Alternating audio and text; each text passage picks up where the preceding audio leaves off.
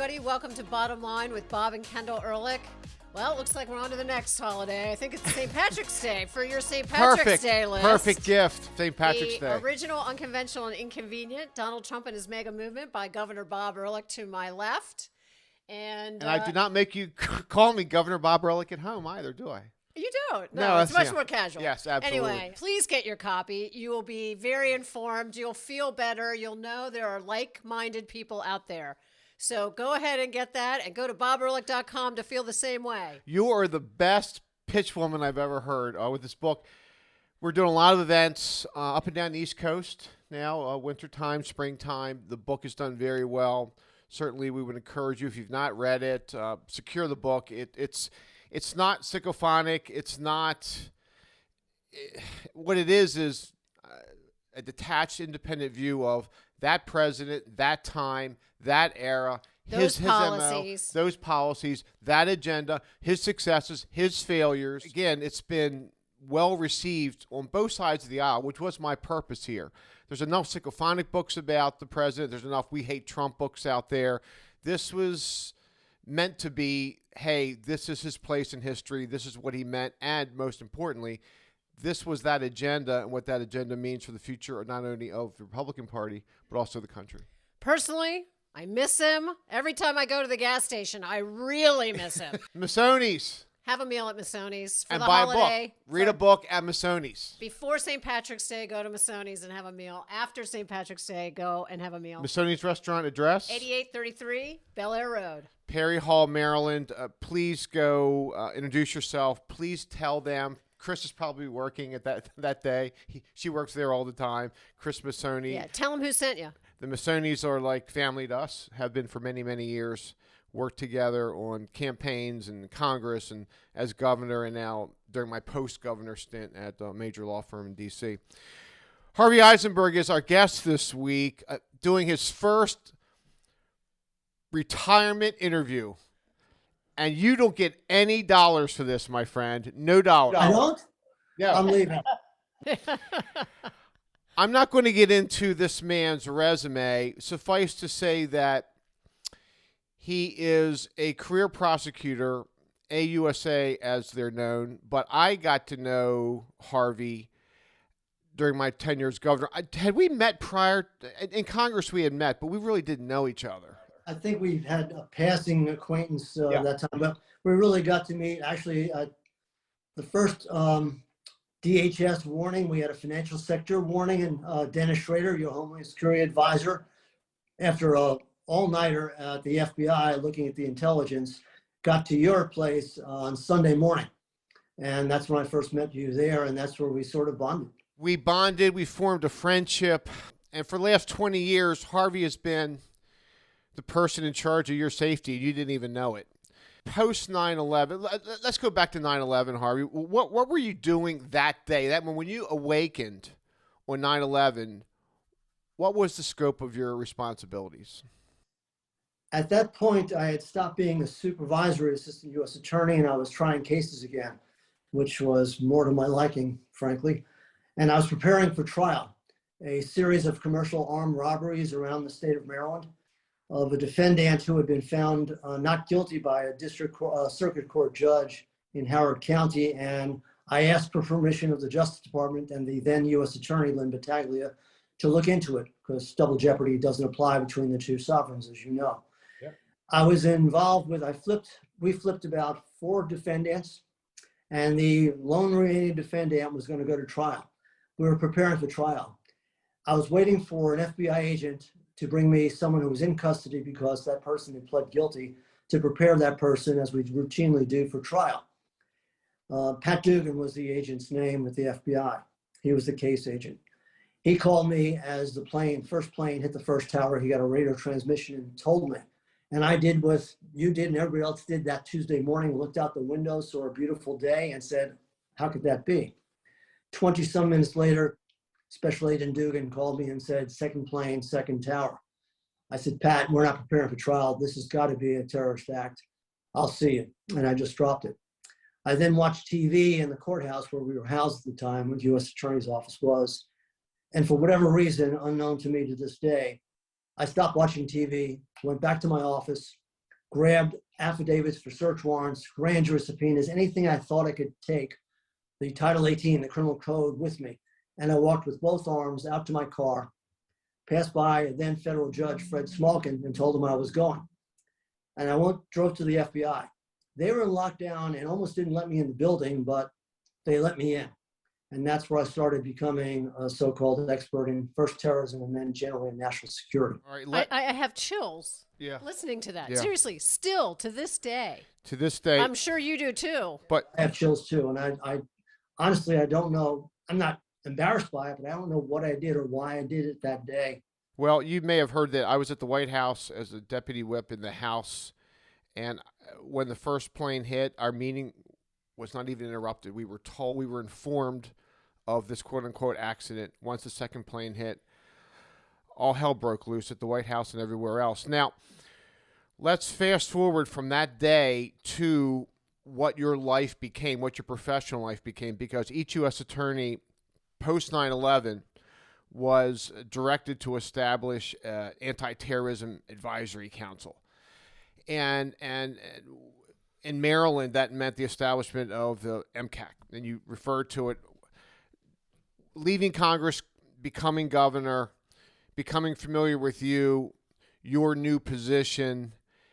It was a different world. Code yellow, code orange, language people don't even recognize these days, literally ruled my daily schedule. So talk about those early days, my friend, and your place in those early days as MCAC was set up. And MCAT stands for? Maryland Coordination Analysis Center. I'll go into that. And you just mentioned Code Orange. That was the reason why we met the first time at the State House. It was a Code Orange on the financial sector, which actually implicated, in part, at the time, Maryland. So I couldn't think of the proper DHS coding, but that was exactly right.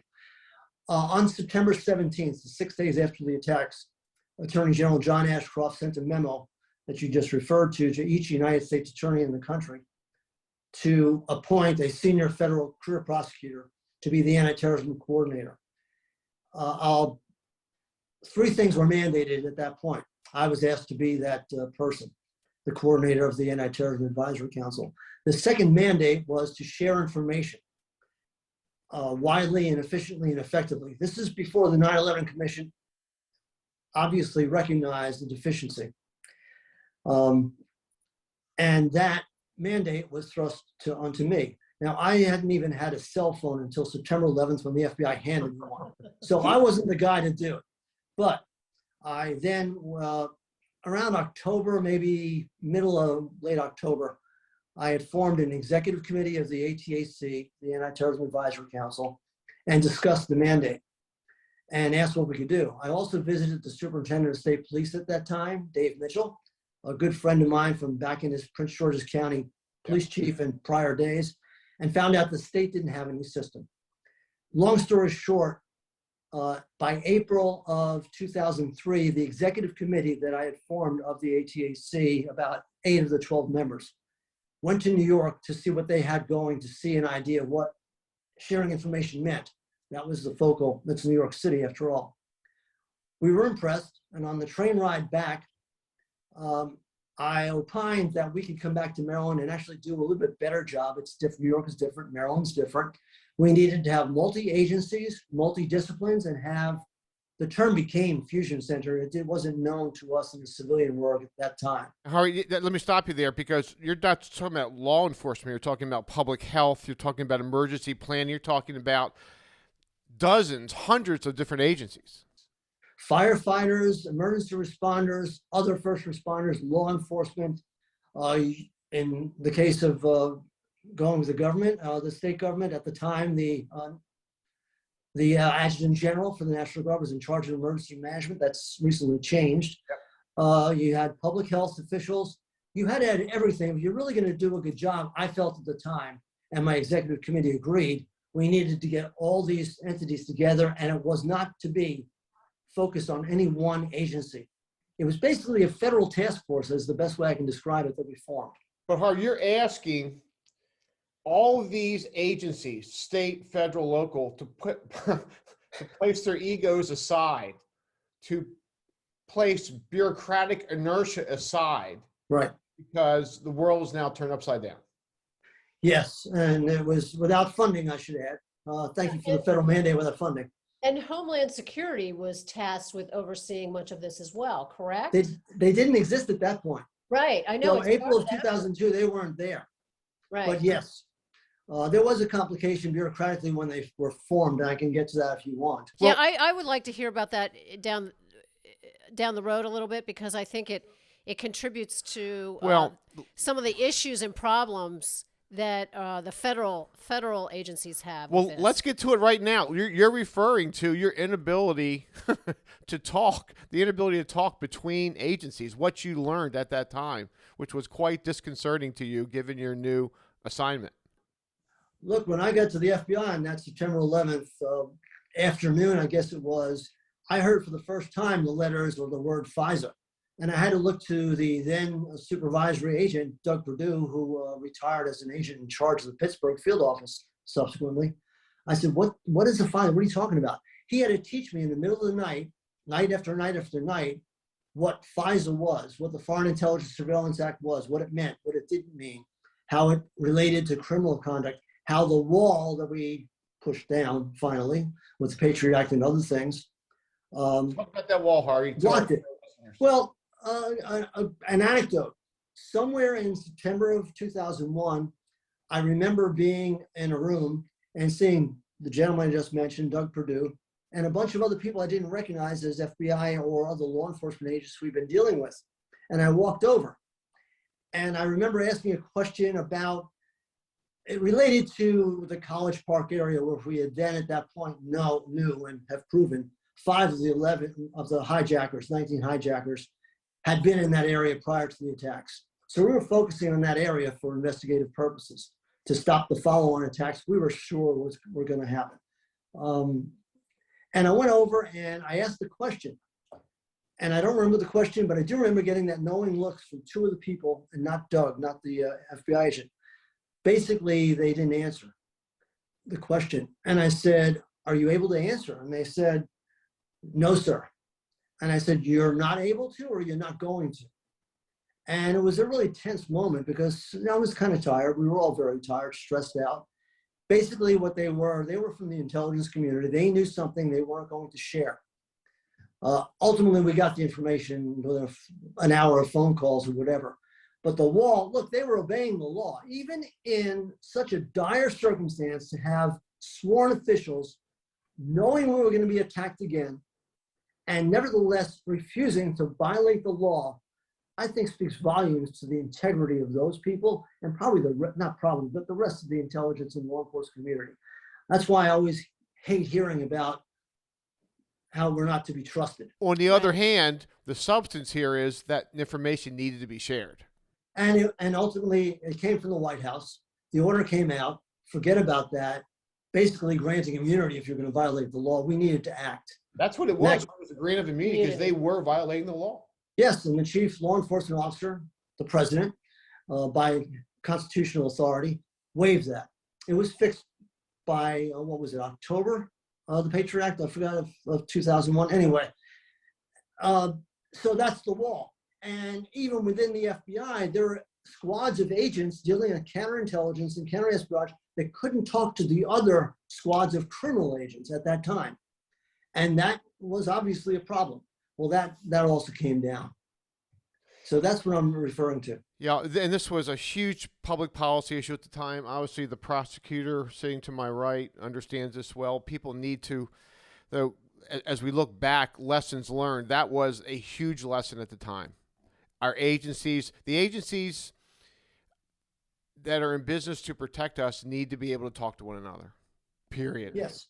And I've got to say, for our little old state, from the point of October and setting up ultimately an MCAC and a fusion center, that you as the first governor to acknowledge it as the state's fusion center, which every governor has to do when they come into office. They have to have a repository and information sharing mechanism, and they have to name it. You did it, and your successors have followed suit, knowing full well that you didn't really own it because it's this federal task force, but you had to name it to the DHS secretary, and you did. And I thank you for that, because that set us down a very valid, righteous path. Harvey, talk about venues. I, to this day, recall being briefed by FBI intelligence folks with respect to hard targets, soft targets. Terrorists love soft targets. Once you harden a target, they tend to leave. They tend not to be so interested. Talk about mass casualty events, something always in the back of your mind, particularly a transportation system. The shoe bomber, for example, was on an airplane. Talk about important American venues, a military base, the Fort Hood shooter, for example, 9/11, of course. Infrastructure these days, cyber attacks, that's all we hear. Malign regimes such as Russia, Iran, China. Just talk about venues and the relative importance of each venue with respect to what you knew at the time and what you know today. And the security around those venues, how it's improved, not improved, what we can do better. How far we've come in 20 years. The information sharing piece fits into this as well, because what didn't exist in 2001 or even 2 does exist now. I mean, I remember giving a commencement speech to the Anne Arundel County Police Department maybe a decade ago, and I didn't know what to really tell these young men and women who probably were not anything but, they weren't even teenagers when 9/11 hit.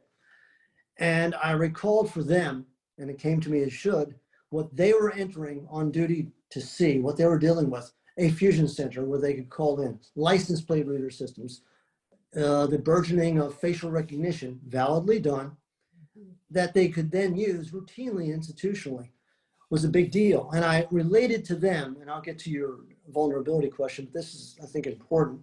Ziad Jarrah, one of the 19 mass murderers, hijackers, was in Maryland speeding on September the 9th, I believe. State trooper stops him and says, "You're speeding." He was going 85 miles an hour. And Ziad Jarrah complies. He's very polite. The trooper looks at him, doesn't know who he's dealing with, no one to call to find out.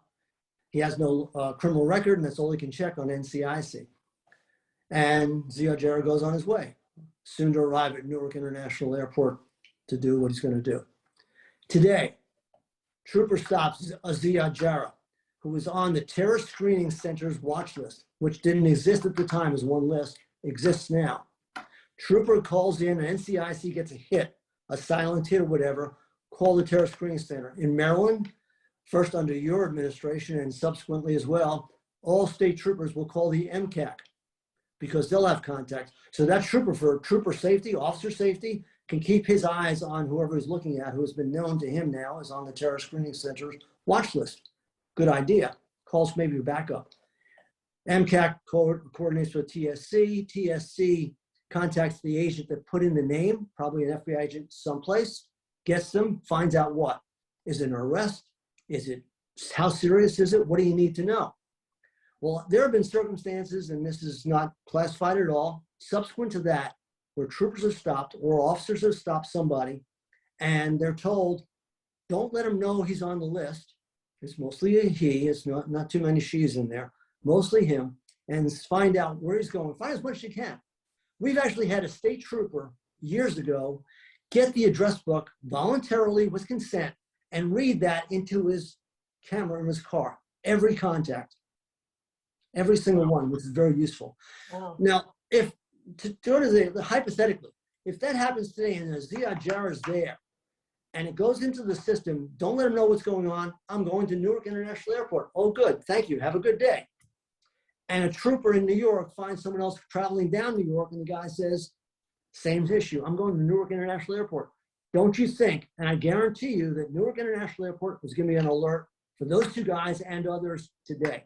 No. Never even thought it would happen. That's just a classic example to me of the then and the now. And I'm sorry, I really avoided your question. I wouldn't mean to. No, really, it's very interesting, and people should know about it. Yeah, so makes you feel better. Makes you feel better. I mean, we've had so much success, and law enforcement is terrible. I almost said a bad word. Is terrible at congratulating itself. Has terrible PR. It bothers me, and you can probably hear my voice, no end. All they hear is the bad stuff, this bad cop. Let's throw them all under the bus. The things we have done, because we have a lot of great people doing the right things all the time to prevent and to make, nothing's perfect, but to make this a better and safer society from the likes of Al-Qaeda, ISIS. Well, they're on the front line, and you're talking about human qualities that are able to pick these things up. I mean, it's really important. How, if somebody's pulled over, what do they look like? Do they look nervous? Once you hit that name, what does that mean? I mean, all of those things are part of it. Very intricate training that's so important because it's right on the front line. And you got to, in an instance, we have a lot of threats against presidents and others. And I, as the chief of national security, would get the initial call from the Secret Service. I would always ask the agent that's calling me, have you done the interview? What's your gut? You're trained. I'm not there. You tell me what you think. Is this someone who needs mental health service? Is somebody just said something they shouldn't have said? Or is this person in real danger? Let's make an appropriate response.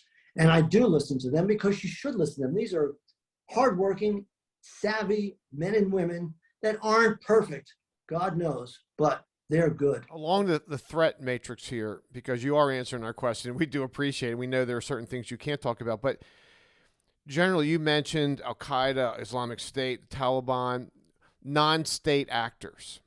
You dealt with non-state actors, terror networks, and you dealt with state actors, with malign state actors today, China, Iran, Russia. Can you talk about today the relative threat with regard to each category? In general terms, sure I can.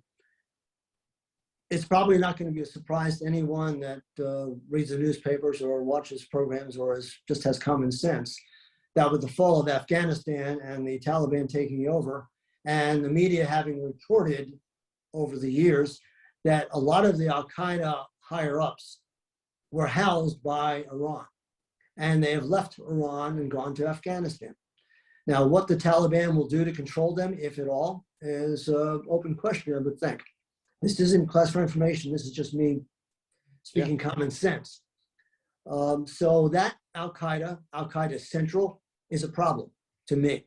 The Taliban, if they enable either ISIS and or Al-Qaeda or other groups that don't like the US or the Western world, or frankly, anybody but themselves is what it comes down to, that's a problem. They have a base. They can train. They can do whatever. And we're not in the area anymore. And I'm not a military expert, but to me, that's a problem. Well, that combined with a border that's open is very frightening and going to make it much more dangerous for those first responders and people confronting someone on the ground. Sure. Let's go back to the Ziad Jarrah situation. Who is vetting these people at the border to see if they're on the terrorist screening center list at all, if they are? Who's doing these? The Border Patrol is so tied up with processing as many as they can. They're really administrative secretaries. They're administrators. They're not law enforcement at that point. They're tied up. And me as a citizen, I don't have any experience at the border. That worries me. And it should worry everybody. So we're talking about non-state actors here, terror organizations. How much of your time is taken up with state actors, with the Chinas and the Russias and the Irans of the world? I was the anti-terrorism coordinator for the first 4 or 5 years. Rod Rosenstein became U.S. attorney, and I sent him a memo saying, it's really morphing into, and this first came up in the pre-invasion to Iraq, when all the anti-terrorism coordinators were asked to go to the FBI and review files that were really counterintelligence files. All of a sudden, it's now broader. It's national security. Mm-hmm. To see, I can't say what, we were looking for things. And I wrote a memo, and Rod looked at it and said, yes, I think we need to have a national security section. Yes, terrorism is important, but we have counterintelligence, counterespionage, export violations, sanctions violations, all those things that need to be addressed in one way. And he formed a national security section and had prosecutors assigned. I was made the chief of that section at the time. And we began to look and became very involved in, and it's been noted, we prosecuted Harold Martin, who had amassed as a contractor for the intelligence community and NSA, massive amounts, untold amounts of classified information at his home. I was also not only the supervisor, I was involved in the prosecution. He ultimately pled guilty to that. We've had other guy named, was it NSA Foe? Again, a leak investigation, classified information. You have penetration by different groups. You have currently, and what bothers me, again, was my background, and frankly, as a citizen, there are media reports now out there that a tremendous awakening of the US government to the China problem during the prior administration, and was said to be continuing into this administration in a bipartisan way, so-called China Initiative, seems to be lobbied, is going to be lobbied to make changes or to be disbanded. Yeah. Huge mistake. Huge mistake. The China infiltration for decades, openly. They've announced it. Every 5-year plan, they announce and tell the world what they're going to do, and they do it. Yeah. The Road and Belt Initiative, the stealing of intellectual property, the cyber attacks, the buying up our farmland. Hard power, soft power. President Biden went to Beijing when he was vice president, and they paraded their military in front of him. I guess it was either a sign of respect or it was a sign of thumbing their nose at us. And one of the fighters, the jets, a stealth jet that flew by, looked pretty much like our stealth fighter. And I guarantee you, this is not classified, I don't have any knowledge at all, but I guarantee you that was information that was stolen from companies in the United States. I guarantee you. I'm only opining. Again, I want to be very clear. I don't have personal knowledge, classified or otherwise. Is it fair to say your opinion, as a function of all your experience, everything you know, is that China is the #1 threat on the world stage today? Yeah, Russia's taking, make a strong showing right now. Of course, they're allied with China, but that's, I don't want to call it momentary, but the long-term, I don't want to overuse the term existential, but serious threat is China.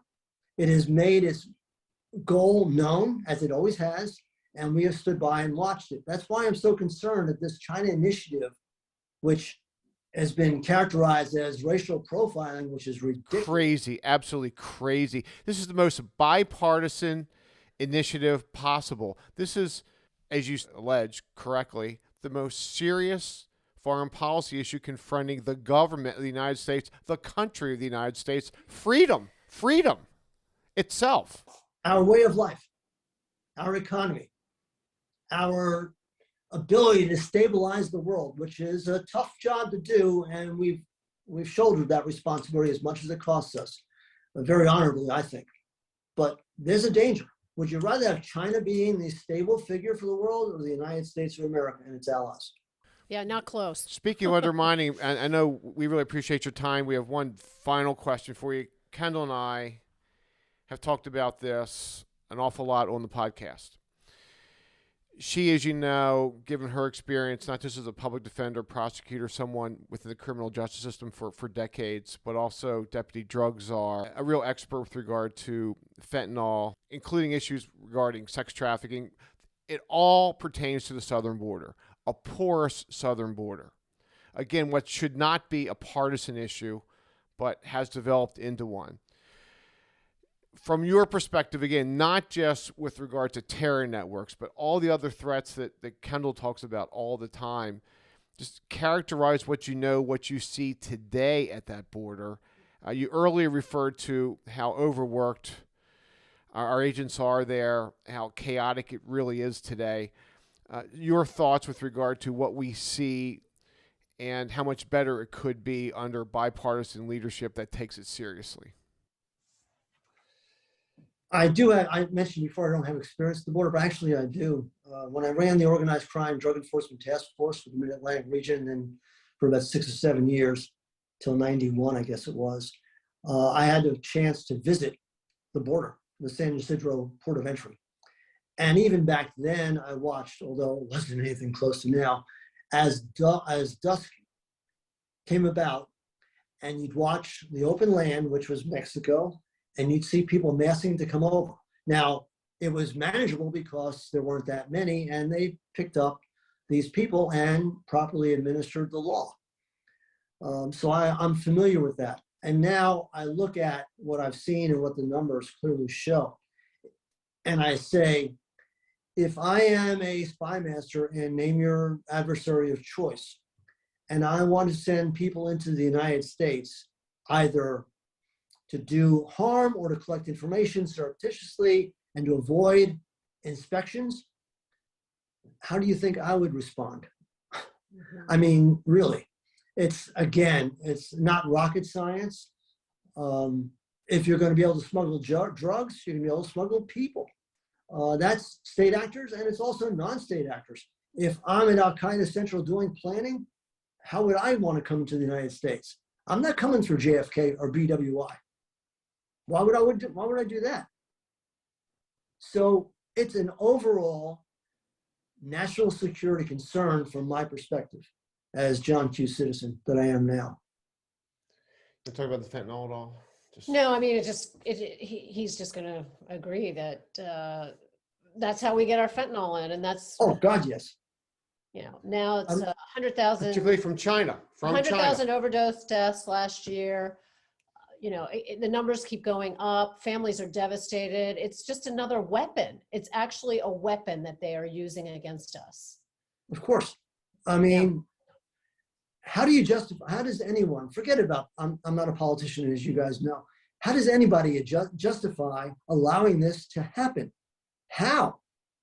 I'm a taxpayer. I want to know why they're doing that. If you don't have a border, you don't have a country. And if you're that vulnerable to fentanyl or terrorists, or you name the trafficking, whatever you want to name, right? How do you exist? How do you exist as a country for very long? You really don't. You do not. It is, I used the term before, this is actually existential. Yes, sure is. As to a nation. Last question for you, my friend. If you had a magic wand today and you had one public policy, I know it's going to be, we did not prepare this one. I just thought of this. So sorry. Welcome to politics. Typical of a politician.